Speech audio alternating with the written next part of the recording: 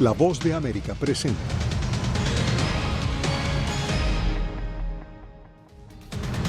Esposos de estadounidenses no tienen un derecho fundamental para ser admitidos en Estados Unidos, decide el Tribunal Supremo.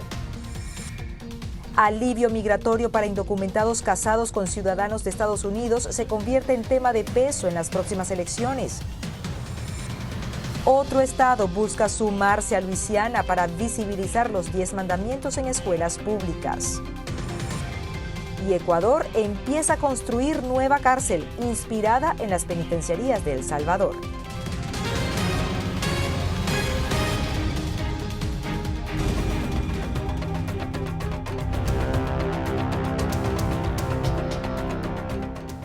Hola, ¿qué tal? Bienvenidos a El Mundo al Día. Les saluda Natalie Salas Guaitero. El máximo tribunal de Estados Unidos emitió este viernes una sentencia sobre política migratoria y otra sobre porte de armas. Pero aún tiene más de una decena de casos pendientes, incluyendo uno que vincula al expresidente Donald Trump. Celia Mendoza nos cuenta. Adelante, Celia. Así es, el expresidente de los Estados Unidos, Donald Trump, todavía espera para que se decida si se le dará la inmunidad presidencial que está pidiendo, lo que podría afectar los casos federales en su contra. Sin embargo, hay otros casos pendientes, los cuales son importantes para los estadounidenses y tienen que ver no solamente con el aborto, sino también con el control gubernamental sobre las redes sociales. Sin embargo, uno que decidió durante esta jornada la Corte Suprema tiene que ver con el tema de migración y cómo afectan los casos y la interacción con los agentes de este departamento.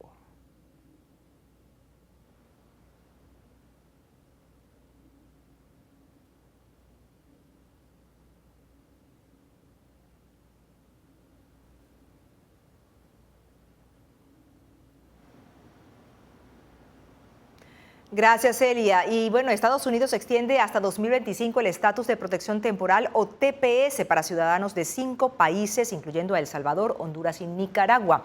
La medida establece además la extensión de los permisos de trabajo hasta marzo del año que viene. Según cifras del Servicio de Ciudadanía e Inmigración, El Salvador es el país con el mayor número de inmigrantes protegidos, seguido por Honduras. El TPS es un beneficio migratorio temporal establecido para personas de algunas nacionalidades que no pueden volver a sus países de origen de forma segura. El reciente decreto del presidente Joe Biden que protege de la deportación a 500.000 de indocumentados casados con estadounidenses ha generado aplausos entre defensores de los inmigrantes y críticas desde la oposición republicana. Paula Díaz tiene el informe. El activista proinmigrante Salvador Sanabria cree que el alivio migratorio más reciente pudiera tener un ángulo político, porque podría incidir en el voto de los 500.000 estadounidenses casados con posibles beneficiarios de la medida. Esto verdaderamente es una movida de ajedrez que podría afectar el panorama y la estrategia electoral en beneficio del presidente. Sin embargo, los republicanos no creen que otorgar un alivio migratorio a 500.000 de indocumentados le ayude a Biden en la reelección y consideran la movida política una ofensa para la comunidad hispana. Nosotros consideramos que eso es hasta ofensivo con la comunidad hispana y nos llama mucho la atención que cada vez que el presidente Biden piensa en los hispanos, lo único que se le ocurre es pensar en los inmigrantes indocumentados. Los hispanos queremos soluciones para los verdaderos problemas de este país. Entre tanto, la campaña de reelección del expresidente Trump supera a Biden en más de $60 millones el último mes, según las cifras recientes de recaudación de fondos, lo cual demuestra su fuerza política después de las condenas penales. Paula Díaz, Voz de América, Arizona. Y las altas temperaturas en la frontera ya comienzan a hacer un peso extra para los migrantes que buscan cruzar a Estados Unidos de manera irregular. César Contreras nos tiene el reporte desde Ciudad Juárez. Tengo a mi hijo lleno de llagas del sol, la insolación, sufrimos de sol, mi hija a mí tiene los labios enrejados yo. Temperaturas que rebasan los 40 grados centígrados en la fronteriza Ciudad Juárez han puesto en riesgo la salud de los migrantes que acampan en las calles. Estamos viendo que hay varios niños y niñas en ese lugar, lo cual con esas temperaturas pues es un riesgo bastante elevado. Ahorita vamos a hablar con ellos para ofrecerles nuevamente el espacio, pero también mencionarles que no pueden poner en riesgo a los niños y las niñas. Estos migrantes que no tienen cita para exponer su caso ante un juez estadounidense permanecen en las calles a la espera de cruzar de manera irregular, mientras los ciudadanos juarenses les brindan ayuda. Mucha gente nos trae agua, nos trae suero, nos trae hidratación, pero no es lo mismo. La Oficina de Derechos Humanos del municipio de Ciudad Juárez ha intentado trasladarlos a un albergue y ellos se han negado. Nosotros no vinimos a refugios, nosotros no vinimos a vivir, vinimos a un futuro, a una meta, a pasar para allá. A pesar de su negativa a trasladarse a un lugar seguro, las autoridades comenzarán su desalojo con el fin de salvaguardar la salud de los migrantes.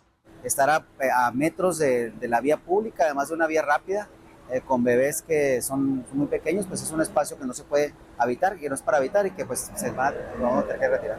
El municipio de Juárez cuenta con un albergue que actualmente está con una capacidad menor al 50% y las personas que sean retiradas de las calles serán trasladadas a dicho lugar. César Contreras, Voz de América, Ciudad Juárez, México. Más de 100 millones de personas en Estados Unidos están bajo advertencias de calor para este fin de semana en el noreste y suroeste del país, según el Servicio Meteorológico Nacional. Se estima que las temperaturas puedan acercarse a los 40 grados Celsius y si este fuera el caso en la ciudad capital, sería la primera vez desde agosto de 2016. Para la próxima semana, Nueva York podría experimentar temperaturas de 32 grados Celsius o más durante 7 días seguidos, lo que se registra como el periodo más largo de la historia en un mes de junio.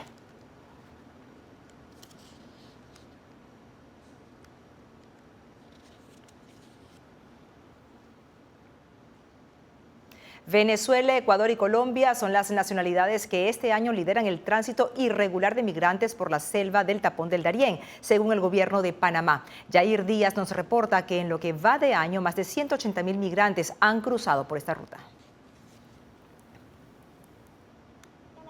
Que tienen los venezolanos que cantan el himno de mi país a todo pulmón, que eso se escucha y no quedan ganas de llorar.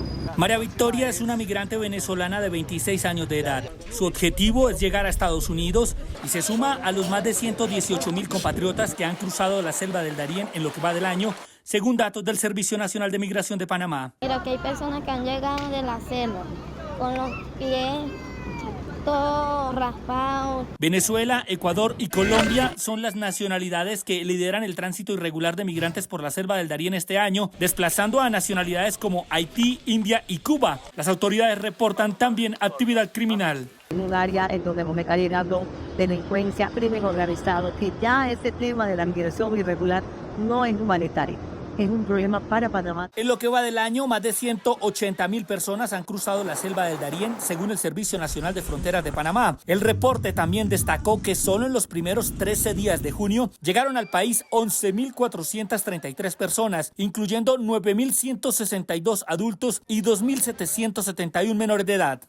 Los gobiernos de los países de origen, de tránsito y de acogida de migrantes deben recordar la importancia de que la migración es un derecho que se debe desarrollar de manera regular. La Defensoría del Pueblo de Colombia contabilizó que en 2023 más de 520,000 migrantes atravesaron la frontera natural entre Colombia y Panamá. Yair Díaz, Voz de América, Bogotá. Y justo sobre inmigración fue uno de los fallos emitidos por la Corte Suprema de Justicia del día de hoy. Celia Mendoza tiene más detalles. Celia. Así es, durante esta jornada se tomó una decisión importante que dará paso a que se ratifique el poder de aquellos agentes que toman determinaciones acerca de la residencia y ciudadanía, inclusive de aquellos casados con ciudadanos. La Corte Suprema de Justicia tiene más de una decena de casos en los que estará entregando decisiones antes del fin de su periodo de sesiones. Este viernes falló 6-3 en contra de un inmigrante, a quien según su esposa estadounidense se le negó la residencia permanente por sus tatuajes. Ha determinado que ciudadanos no tienen la autoridad de retar decisiones impartidas por el Departamento de Estado en este tipo de decisiones. Según el abogado de migración Jaime Vázquez, este fallo deja clara la discreción y autoridad de los funcionarios consulares. En otro caso, los jueces decidieron con voto de 8-1 en contra de un hombre que buscaba que se le garantizara el derecho a poseer armas, a pesar de tener una orden de restricción por violencia doméstica. Desde la fundación, las leyes de armas de fuego de la nación han incluido regulaciones para impedir que las personas que amenazan con lastimar físicamente a otros usen indebidamente las armas de fuego. Afirmó en la decisión el juez jefe de la Corte Suprema, John Roberts, quien agregó: el derecho a poseer y portar armas se encuentra entre los derechos fundamentales necesarios para nuestro sistema de libertad ordenada. Ese derecho, sin embargo, no es ilimitado. El juez Clarence Thomas fue el único disidente. Con interés de garantizar que el gobierno pueda regular un subconjunto de la sociedad, la decisión de hoy pone en riesgo los derechos de la segunda enmienda de muchos más. Discrepo respetuosamente. Y otra de las decisiones que se espera con ansiedad tiene que ver con que si se podría o no utilizar atención médica para dar abortos de emergencia a mujeres en estados donde el aborto ha sido ya se ha puesto una medida para que sea ilegal. Gracias a nuestra compañera Celia Mendoza. Cambiamos de tema. Luisiana se convirtió en el primer estado en imponer la visibilización de los 10 mandamientos en las escuelas, una medida que será retada en las cortes. Laura Sepúlveda nos reporta desde Texas, otra entidad que ha intentado adoptar la misma reglamentación. Con una demanda que será presentada la próxima semana, reaccionan organizaciones a una ley que ya firmó el gobernador. Este proyecto de ley ordena la exhibición de los 10 mandamientos en todas las aulas de las escuelas públicas primarias, secundarias y universitarias del estado de Luisiana. Hecho frente al que la Corte Suprema de Estados Unidos se pronunció en 1980 por el caso Stone v. Graham, al fallar que no tenía ningún propósito legislativo secular y era claramente de naturaleza religiosa, argumento que organizaciones usan en la preparación de su demanda. Nuestra Constitución es claramente un documento secular, no hay ninguna mención de un Dios ni un fe en particular. Las familias que son judías o budistas o hindú, ¿verdad? Ellos también van a tener el derecho a tener sus mandamientos en las aulas y la respuesta es no. Esto plantea problema para las denominaciones que tienen diferentes interpretaciones de los 10 mandamientos y las personas que no siguen una fe que adopta los 10 mandamientos. Por eso lo vemos como una gran amenaza a la primera enmienda. Religiosos en Luisiana consideran que los 10 mandamientos no contradicen otros credos. Creo que es muy bueno tener los 10 mandamientos como guía para que las personas vivan una vida moral. Creo que los jóvenes están buscando eso. Una legislación similar fue presentada en Texas, pero aún no ha sido adaptada, por lo que tras la aprobación en Luisiana, el vicegobernador pidió que sea votada en la siguiente sesión legislativa. Laura Sepúlveda, Voz de América, Texas. Durante la pandemia de COVID-19, el gobierno federal y autoridades estatales ampliaron la cobertura del seguro médico gratuito conocido como Medicaid. Millones de personas se vieron beneficiadas, pero ahora la cobertura podría ya no estar disponible para todos. Fernando Mejía nos explica por qué. A lo largo de Estados Unidos, Medicaid ha dado de baja a poco más de 15 millones de personas que ahora están sin seguro médico. Texas es el estado que excluyó a más personas, en su mayoría familias de bajos recursos. Necesito mi seguro, por favor. Juani Elizondo dice que su salud hace unos meses comenzó a deteriorarse. Ella es una de las millones de personas que perdieron el Medicaid. No, pues batallo mucho para el seguro, batallo mucho para mis dientes, ya se me cayeron 2 y me cobran $4,000, lo tengo seguro, no me quieren usar pies. La mayoría de los que perdieron este beneficio son niños. En el centro pediátrico Mi Familia en Dallas, así es como luce la sala de espera en los últimos meses. Los pequeños no están recibiendo el cuidado médico necesario. Entonces eso se está haciendo muy difícil para ellos, venir a las citas y recibir las consideraciones del niño sano. El programa Medicaid es un programa con fondos federales y estatales. Durante la pandemia los requisitos para ser elegible eran mínimos, no se necesitaba renovarlo y no se cuestionaba tanto al solicitante. En marzo del 2023 las reglas para calificar cambiaron. Ellos ven todo, tus bienes, tus ingresos, más que todo lo principal, y cuántas personas en tu casa tú mantienes. Niños, mujeres embarazadas, discapacitados y personas de la tercera edad ahora tienen que buscar opciones de seguro médico. El mercado de salud es otra opción, que ahora esos tienen fondos federales y de esa manera ya el Estado no gasta ese dinero. El estado de Texas es uno de los más estrictos para calificar para Medicaid y es donde más gente ha sido expulsada de este programa. De 6 millones que tenían inscritos, 2 millones han quedado fuera. En las clínicas comunitarias se hacen esfuerzos para que la gente acuda al doctor. Según estadísticas, durante la pandemia el número de personas inscritas a Medicaid aumentó de 23 millones a 95 millones de personas. 15 millones de estas ya fueron dadas de baja, pero según expertos este número podría aumentar en los próximos meses. Fernando Mejía, Voz de América, Dallas, Texas. Ecuador imita a El Salvador en parte de su política carcelaria con la construcción de un nuevo centro penitenciario. Les contamos luego de la pausa.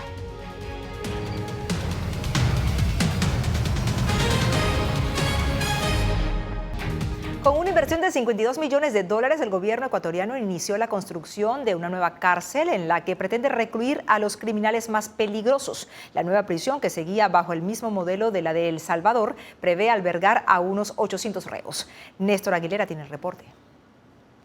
Tenemos el área para... Así lucirá la nueva cárcel de máxima seguridad El Encuentro, cuya construcción arrancó este viernes en la parroquia Simón Bolívar de la provincia de Santa Elena, a 1 hora y media de Guayaquil. Hace tan solo 7 meses, el sistema penitenciario estaba secuestrado y humillado por las organizaciones criminales que habían convertido a las cárceles en sus centros de operaciones. El gobierno ecuatoriano pretende recluir en el nuevo centro a los más peligrosos delincuentes, como parte del conflicto armado interno que libra desde el pasado mes de enero contra 22 bandas criminales. Su capacidad, 800 reos. Este centro tendrá una construcción de 16.2 hectáreas, la inversión de 52 millones de dólares en un tiempo récord de construcción de 300 días. La prisión pretende también evitar la violencia extrema registrada en otras cárceles y los abusos de las bandas, que han dejado más de 1.200 fallecidos por diferentes causas en la última década, según la Defensoría del Pueblo. El control de las mafias, además, convirtió a las cárceles en verdaderas bombas de tiempo en áreas urbanas, amenazando a la población y facilitando además el cometimiento de delitos. En sus primeras semanas como gobernante, el presidente ecuatoriano ofreció construir 2 prisiones con similares características a las que existen en El Salvador y donde están recluidos presuntos pandilleros. Néstor Aguilera, Voz de América, Quito. Y tras la escalada de violencia en Ecuador, muchos periodistas fueron amenazados, como fue el caso de José Luis Calderón, quien luego de ser apuntado con un arma de fuego durante una transmisión en vivo, buscó asilo en Miami. Cristina Caicedo Smith nos actualiza sobre su situación.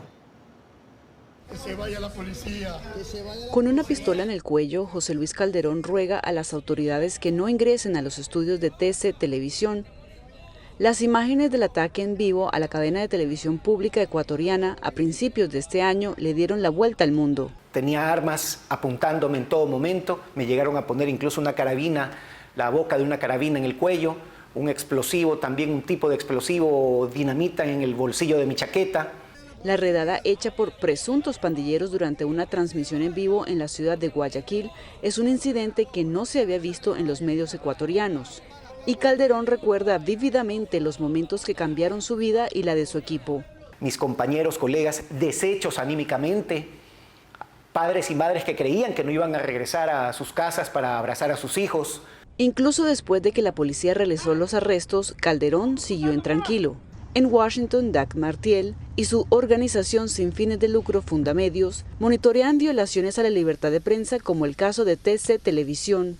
Hoy en día es un trabajo muy peligroso. Ecuador era un lugar donde se podía trabajar y denunciar libremente, pero ahora ser periodista ya no es fácil. En el último año y medio hemos reportado 14 periodistas que han decidido exiliarse.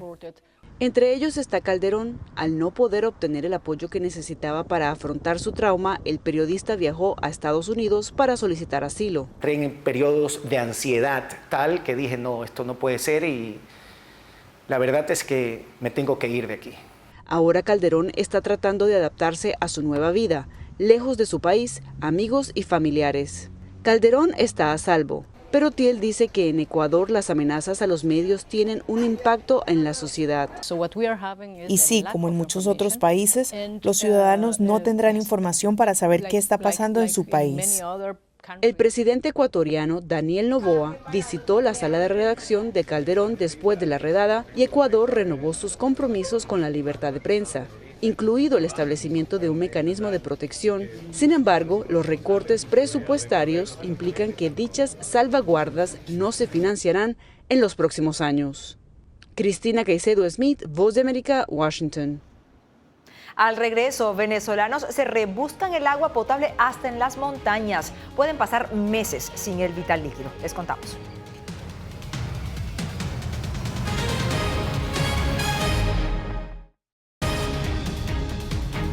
Como un gran error, calificó el presidente Vladimir Putin la posibilidad de que Corea del Sur suministre armas a Ucrania, una idea expresada por Seúl un día después de que Corea del Norte y Rusia firmaran un acuerdo que incluye una cláusula de asistencia militar mutua.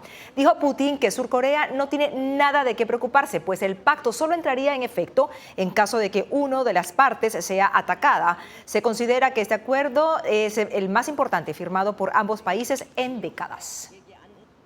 9 de cada 10 hogares venezolanos almacena agua en recipientes debido a las prolongadas fallas en el suministro, según el Observatorio Venezolano de los Servicios Públicos. Adriana Núñez Rabascal explica que para procurarse agua potable, los ciudadanos deben pagar camiones cisternas o llenar envases al pie de montañas. En una zona rural a las afueras de Caracas, Fidelina Serpa abre el grifo de su lavaplatos, pero solo encuentra aire. Por eso almacena agua en cubetas. Bueno, agarro aquí, pongo aquí, lavo aquí y así sucesivamente aquí. En la entrada de su casa hay 3 tanques que le garantizan a su familia 2 meses de agua, pero cuando esta se agota deben pagar unos $40 en camiones cisternas para volver a llenarlos. La problemática más fuerte que tenemos aquí ahorita es lo del agua. Que no hay. Que no hay. No hay. Aquí para tú verle la cara al agua tienes que comprarla. Menos de 1/3 de la población tiene acceso al agua 24 horas continuas, según un monitoreo hecho por el Observatorio Venezolano de los Servicios Públicos en 12 ciudades del país a finales del año pasado. Por eso es común que venezolanos de cualquier clase social se identifiquen con el testimonio de esta mujer. El lavamanos, pero ahí no va a salir agua jamás porque aquí no hay agua, pues. ¿Desde hace cuánto? Otros optan por recoger agua al pie de una montaña para tener reservas para los días en los que no hay suministro. Bueno, ponen 2 horas o 1 hora y media en la mañana, el mediodía también lo hacen y en la noche. Pero también prefieren beber el agua que cae de un manantial del cerro, porque cuestionan la calidad del agua que reciben por tuberías. Mientras tanto, el Gobierno Nacional puso en marcha hace 2 años una aplicación digital para recibir reportes sobre estas y otras fallas en servicios básicos. Adriana Núñez Rabascal, Voz de América, Caracas. En breve volvemos con más del Mundo al Día. Quédense con nosotros.